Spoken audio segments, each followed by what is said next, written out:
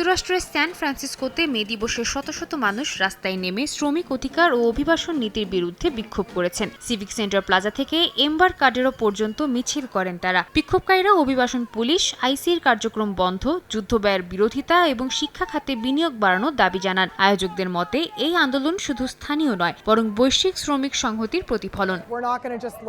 যেখানে প্রশাসন সরকারি স্কুলগুলোকেই পুরোপুরি অর্থায়ন করতে পারছে না, সেখানে যুদ্ধের পেছনে অর্থ খরচ করার কোনো মানে হয় না। আমরা চাই না আমাদের টাকায় বিদেশে শিশুদের উপর বোমাবর্ষণ করা হোক।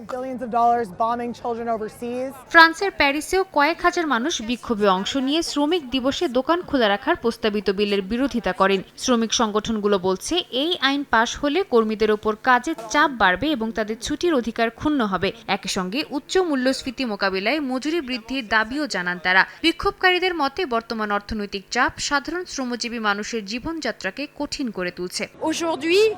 ফরাসি সরকার আবারও এদেশের শ্রমিকদের সামাজিক অধিকার পদদলিত করছে। তাই আমরা এটা দেখে আনন্দিত যে ফ্রান্সের সমস্ত শ্রমিক সংগঠন আজ এই বিলের বিরোধিতা করার জন্য লড়াই করছে।